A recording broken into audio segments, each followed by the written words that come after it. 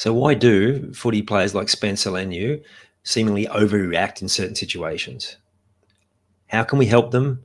And how can we help other highly emotional people to stay more calm and more centered when they react in that way? I'm Ian Hawkins, and this is Sport is Life. The purpose of sport, as I see it, is to see your vision become a reality. Find your voice, create strong connections, and learn to trust your body.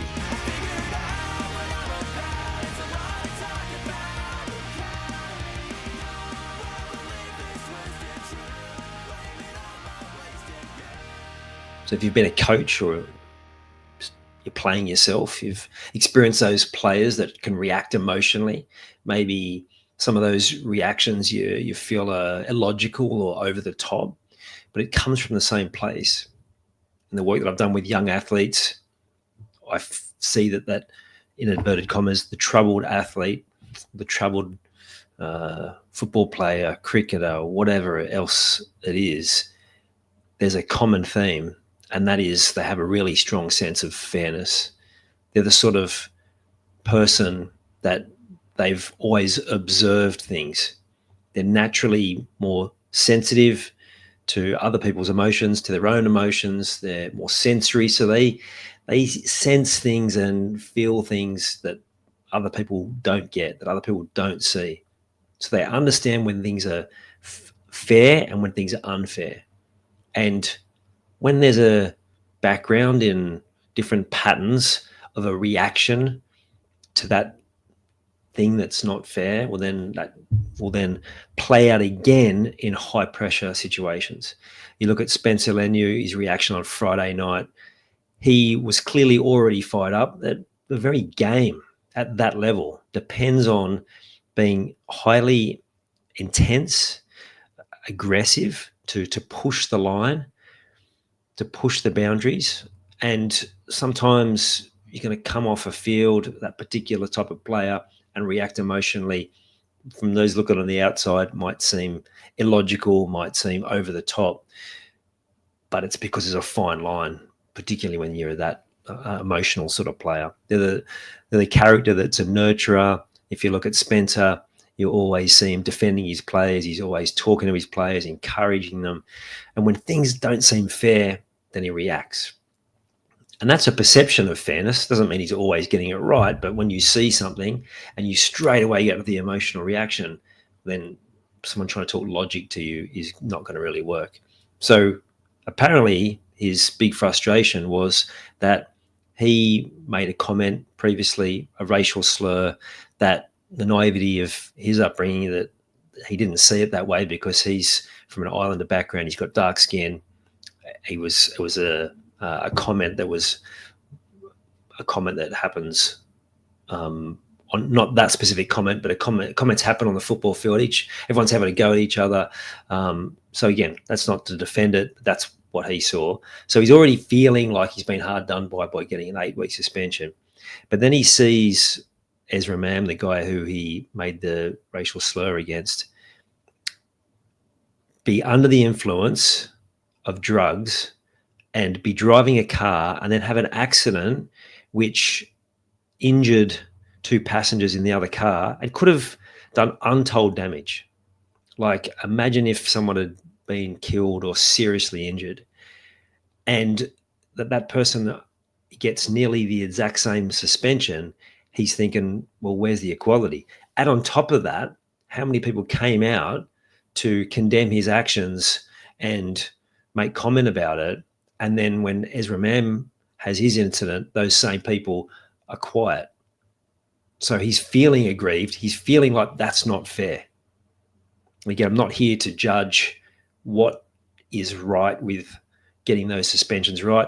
You kind of think that an act like that where he's been under the influence and could have been so much worse. Like, I've even heard commentary in the game saying that they should have made an example of him there. And you could argue in both instances there was an opportunity to do that. But if you look at it from Spencer's perspective, he's feeling aggrieved. He's feeling like it's unfair. One of those particular people has been quite outspoken about what should have happened to him, feeling like he should have got a bigger suspension. And so he's coming off in the heat of battle. Things happen in the game. He's already feeling wound up, and he sees that particular person and he reacts.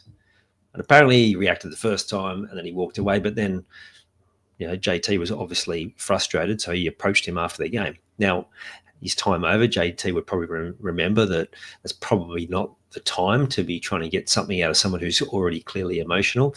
I kind of feel like in that situation, there might have been an element of ego of like him going, I need to kind of save face here and maybe talk him down and, maybe just calm the situation, which I get, but just not the right time while he's still keyed up. And so we get what we get, which was that Spencer holding his ground. Now, I want to bring this to your understanding, because you may be faced with a child, a work colleague, someone that you're coaching that has this same really strong sense of fairness. Whenever I've worked with those young athletes that have been having some different challenges, the common theme is they've got a strong sense of fairness, and the challenges have fallen because of exactly a situation like this where they feel like they've been aggrieved. So helping them to realize that that sensitivity and that reaction is not a negative thing in terms of how they're thinking, but being able to regulate their emotions, control their emotions, and be able to stand up for themselves, but in a much more balanced and calm and resilient, balanced way.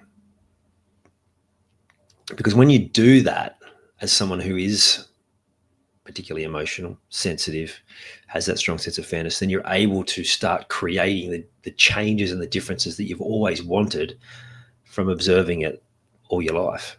And so that's what you're up against if you have someone like that, or if that's you yourself, is to try and come from a place of understanding. Why are they reacting like that? Why are they seeming to be so oversensitive, overreacting?